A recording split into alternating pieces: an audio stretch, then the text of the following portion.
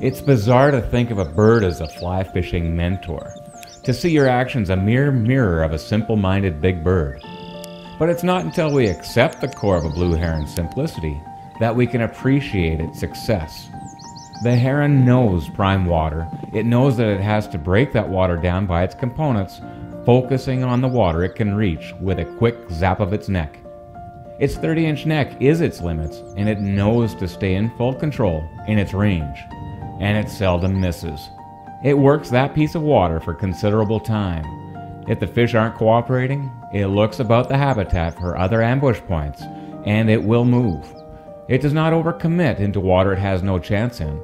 It moves painfully slowly, methodically, into its next best position. Long, slow, deep runs of a river, a slow back channel, or a tapered depth finger of a lake or pond offer anglers opportunity to be heron-like. There's almost always a key point of escape cover, and trout will use it as home-based reference on their cycle routes, coming shallow, then moving back to depth and overhead cover. We ran into exactly that on a backwater with a large beaver hut, and applied the heron-like stealth mode principles of few movements and quick strikes. We spotted the first nice brown in a foot of water tight to the bank at the base of the beaver hut, which was the prime lie. As we released it, we noticed a second brown move into view and struck quickly.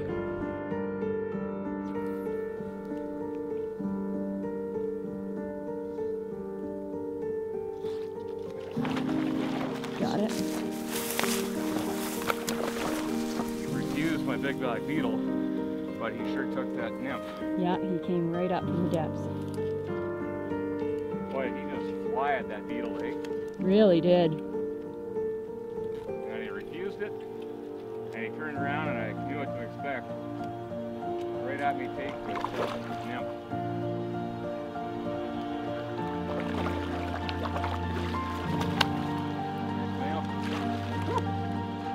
Awesome. As we stood in the beaver hut, having just released those two nice browns, chatting about how amazing it was, our eyes were focused on the water, still scanning from our position. If there were two, why not a third? There was plenty of depth, overhead cover. This was the prime spot. And sure enough, looking at the flat 20 yards away, we spotted two more browns cruising and feeding. So, There is just how far upstream from our point? There's two fish coming down, Okay. right? So to the left of the white, Yeah. you know our target. Yeah. I'm just gonna put it out. Okay. Okay, so the first one is coming out. Okay, going further, Okay. going right back across left. Okay. Okay, back to the marl to the right. Okay. There we go. That's gonna get a fish. Got it. See the other one? Yep. Right side by each. Oh, now I have two fish. Oh, the other one's still cruising out there. That's good. That's cool. I'll try to get this guy tighter down. All right. Take him around. Okay. Oh. Yeah, we still have a chance at that other one. He's still just over by the white marl. That's cool. Awesome. Cool. Yeah, she just came and I just saw her coming open mouth.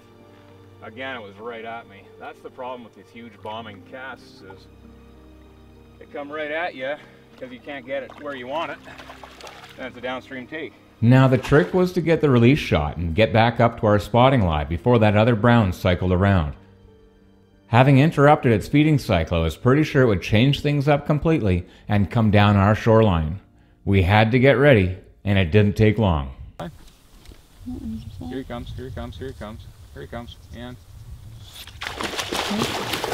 right down the shoreline. Awesome. That's called not moving at all and just watching, watching, watching, and just waiting because we knew there was another one over there cruising, and it took off when I hooked up that last fish across the way, and I thought, well, we're just going to stay here and watch and wait for him to come back. Sure, here we are. Sure enough. Same spot. Haven't moved. Crazy, hey? As we were standing here going, well, is that it? And I thought, well, I thought I saw another male with the female that was across the way.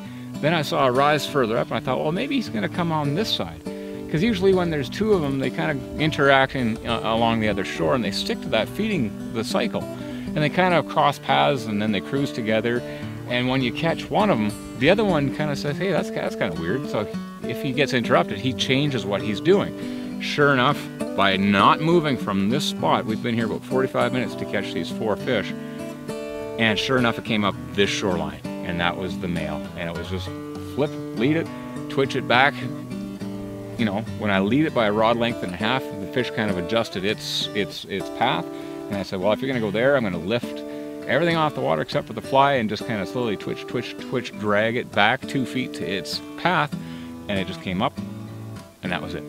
So staying in one spot, situated at the prime line, waiting for the fish to come back to you.